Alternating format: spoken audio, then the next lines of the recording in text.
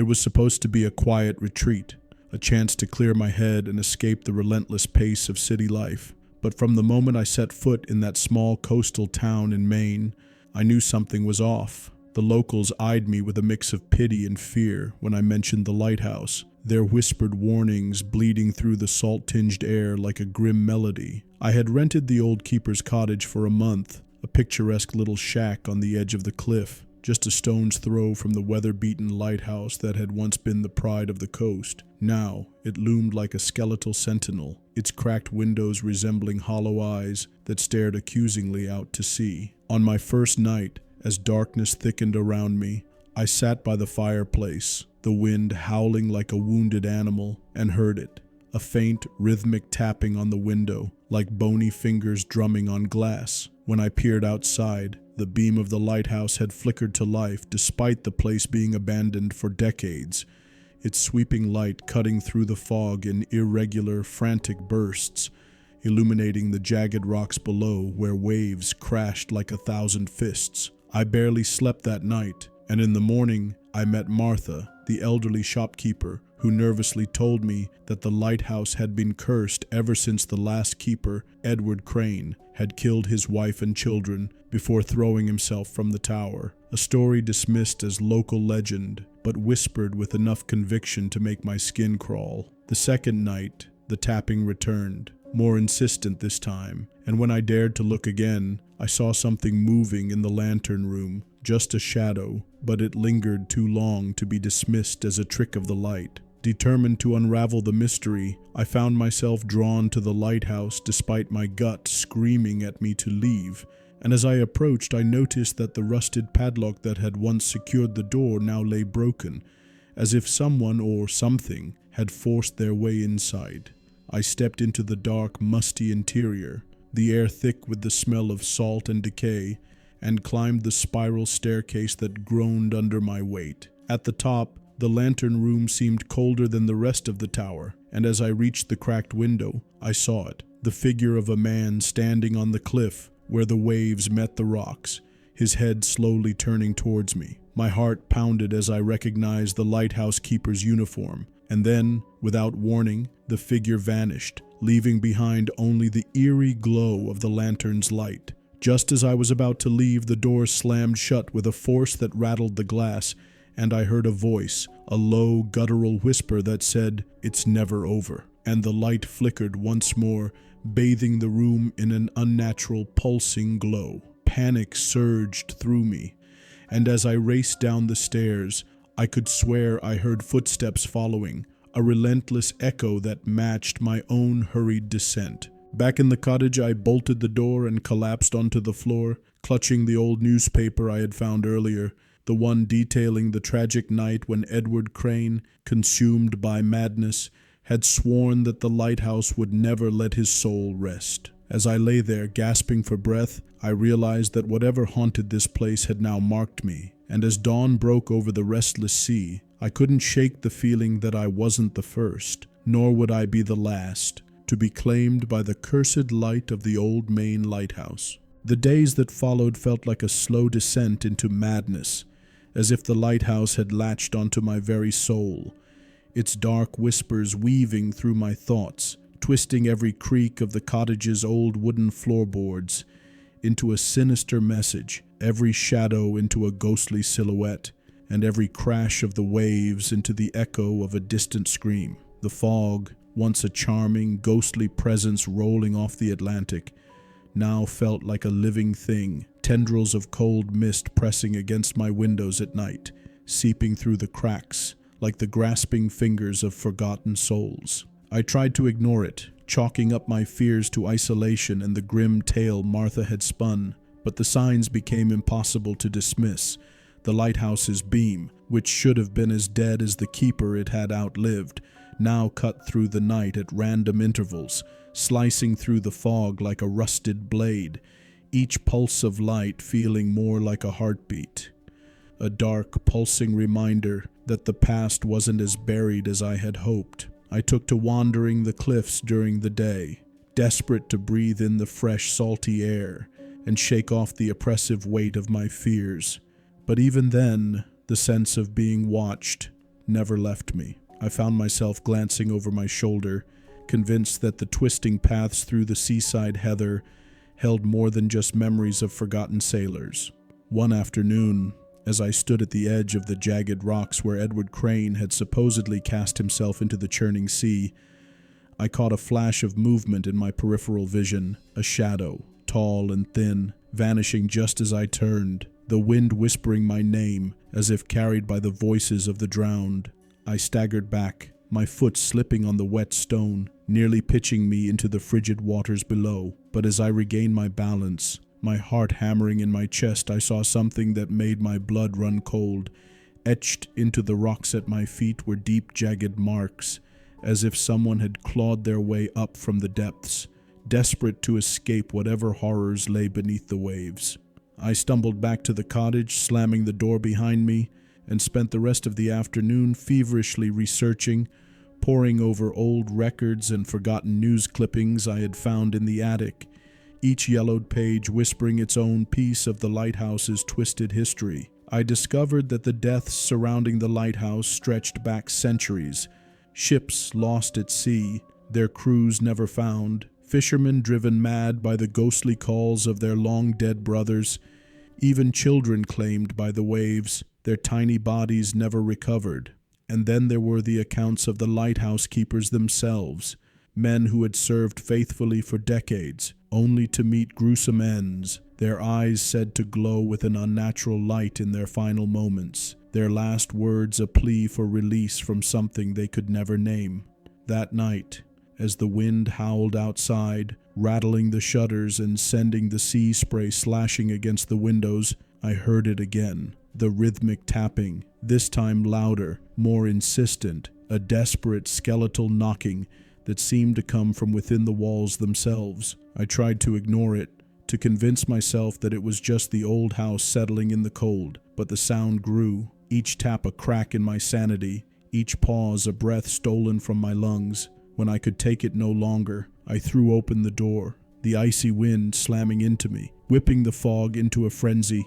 and for a moment I thought I saw them, figures standing among the rocks, their faces pale and waterlogged, their hollow eyes fixed on the lighthouse as its beam swept over them, their mouths moving in silent screams. I slammed the door shut, my pulse thundering in my ears, and backed into the corner, my eyes locked on the staircase leading to the attic, where I now realized the tapping had never truly stopped. Trembling, I crept up the stairs, the old wood groaning beneath my weight, and pushed open the creaking door to find the attic bathed in an eerie greenish light, the same sickly glow I had seen in the lantern room that first night. The source of the light was a broken, dust-covered mirror in the corner, its cracked surface reflecting not just my own terrified face, but something else, something behind me, a figure standing at the top of the stairs, its head tilted at an unnatural angle, its mouth stretched into a grin too wide to be human. I spun around, the air freezing in my lungs, but the staircase was empty, the darkness below as silent and oppressive as a grave. Gasping, I stumbled back, my foot catching on a loose floorboard, sending me crashing into an old trunk that burst open on impact, spilling its contents across the attic floor. Old photographs, a rusted lighthouse key, and a journal, its cover stained with what I hoped was seawater. As I flipped it open, my trembling hands casting long, shuddering shadows in the ghostly light, I realized with a sickening jolt that it was Edward Crane's diary. His final, desperate words etched into the brittle pages, each entry a glimpse into the madness that had consumed him. The same madness that now clutched at my own mind, whispering to me in the dark, begging me to light the lantern and let the dead find their way home. I barely slept that night, the wind outside howling like a wounded beast, rattling the windows and tearing at the shingles as if trying to rip the cottage apart. And when I did finally drift into a restless, haunted sleep, my dreams were filled with twisted corridors of rusted metal and salt-stained stone, the endless spiral of the lighthouse stairs winding ever upward, each step echoing with the ghostly whispers of the long-dead keepers, their hands reaching out to me from the shadows, their eyes hollow and glowing with the same sickly green light that had flickered in the attic mirror. I woke drenched in sweat, the taste of salt thick in my mouth, my heart pounding as if trying to break free from my chest. And as I stumbled to the kitchen to splash cold water on my face, I realized that the tapping had started again, this time from all around me, the walls, the windows, even the floors, as if the entire house had become a drum for the restless dead, their bony fingers scratching at the edges of my sanity. Panicking, I grabbed the lighthouse key from where it lay on the kitchen counter, its rusted surface still wet with the damp air of the attic, and stumbled outside, the cold wind cutting through my thin shirt like a knife, the fog swirling around me in thick, grasping tendrils that seemed almost alive, twisting and coiling as if trying to pull me back into the house. I ran toward the lighthouse, my feet slipping on the wet, jagged rocks, the distant roar of the waves pounding against the cliffs like the heartbeat of some ancient, forgotten god. And as I reached the weather-beaten door, I felt a sudden bone-deep chill that seemed to seep into my very bones, freezing the breath in my lungs and turning my veins to ice. My shaking hands fumbled with the key, the rusty metal scraping against the old lock with a sound like grinding teeth, and as the door finally creaked open, I was hit with a wave of cold, damp air that reeked of salt, seaweed, and something else, something darker, like the scent of an old grave disturbed after too many years. Inside, the darkness was absolute, the only light coming from the distant flashes of the storm outside, the wind howling through the cracks in the stone walls like the dying wails of 100 lost souls. And as I stepped inside, the door slammed shut behind me, the sound echoing through the narrow, spiraling staircase like a cannon shot, trapping me inside the lighthouse's twisted, haunted embrace. I forced myself to move, each step up the creaking, rusted staircase echoing like a hammer striking bone, the air growing colder and thicker with each twist of the spiral, my breath coming in short, ragged gasps as the darkness closed in around me, whispering my name, urging me to turn back, to flee, to abandon the lighthouse and never look back. But something deeper, darker pulled me upward, a voice that felt as old as the sea itself, calling me ever closer to the lantern room where the final horror waited. As I reached the top, my shaking hand reached for the rusted door handle, and as I pushed it open, the room exploded with light, blinding, searing, the greenish glow pulsing like a living thing, casting long, twisted shadows across the cracked glass and corroded metal of the lantern itself. And I realized with a sudden, gut-wrenching certainty that I was not alone. The room was filled with figures, their backs to me, their heads twisted at unnatural angles,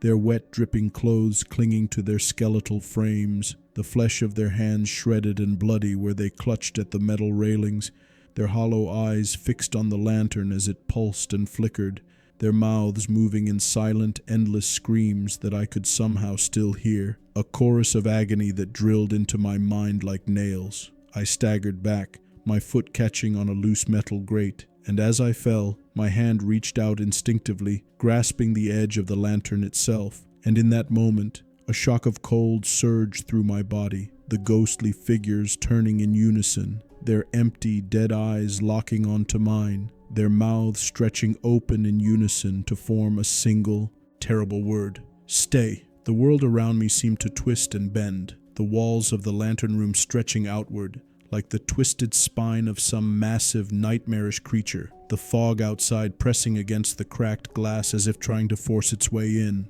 And as the room began to spin, the pulsing light of the lantern merging with the shadows of the dead, I felt myself slipping, my mind unraveling like a frayed rope, the darkness closing in around me as the figures reached out, their skeletal hands stretching toward me, their hollow eyes glowing with the same sickly light that now pulsed in my own veins. I screamed, the sound swallowed by the crashing waves and the endless howling wind, my body slipping into the cold, clammy embrace of the dead, and as the world went dark, I felt myself falling, spiraling downward into the endless depths of the sea, my final gasping breath lost to the darkness as the lighthouse's cursed light flickered once more, sealing my fate forever. When I came to, I was lying on the wet, cold stones at the base of the lighthouse, my body aching as if I had been broken and pieced back together,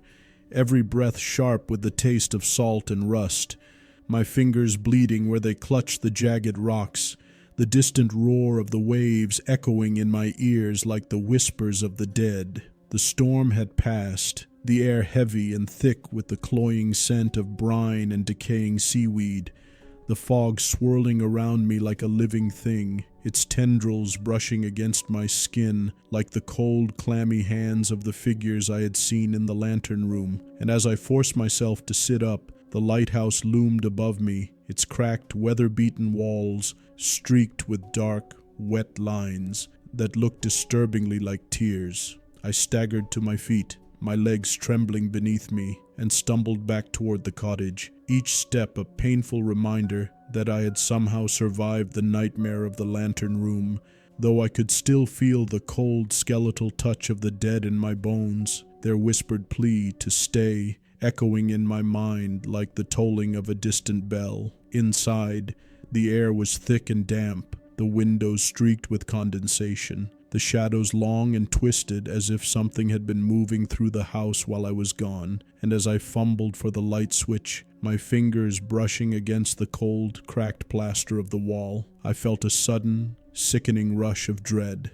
The tapping had started again, louder this time, more insistent, coming from all sides, as if the very walls of the cottage had come alive, the wood creaking and groaning like the hull of a sinking ship. I staggered into the kitchen, the old, rusted lighthouse key still clutched in my shaking hand, its rough surface cutting into my palm, and dropped it onto the table with a clatter, the sound echoing through the empty rooms like a gunshot. And for a moment, the tapping stopped, the silence so sudden and complete that it felt as if the world itself had taken a breath, holding it, waiting. Then, slowly, the shadows began to move, the darkness deepening and thickening around me, the air growing colder, the flickering light of the old gas lamp casting long, twisted shapes across the walls, and I realized with a sudden, heart-stopping certainty that I was not alone, that the figures I had seen in the lantern room had followed me back, their ghostly forms slipping through the fog, their hollow eyes watching from the corners of the room,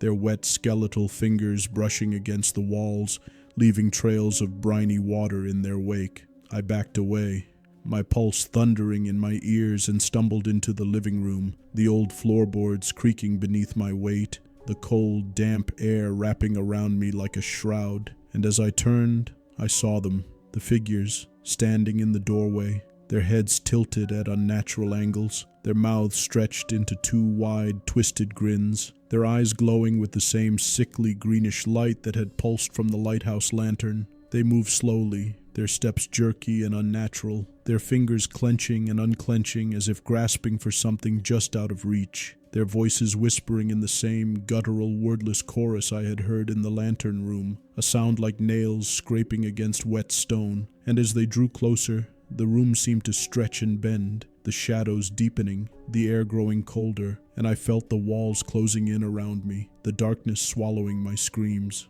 I stumbled backward, my hand striking the old cracked mirror in the hallway, and as it shattered, the figures paused, their hollow eyes locking onto mine, their mouths snapping shut with a sound like breaking bone. And for a moment, I thought I saw something else reflected in the shattered glass, a figure standing behind me, its head twisted, its eyes glowing, its mouth stretching into a grin too wide to be human. I spun around, the cold air slicing into my lungs, and saw nothing, only the shadows stretching across the walls, the whispering voices growing louder, their words forming a single terrible command.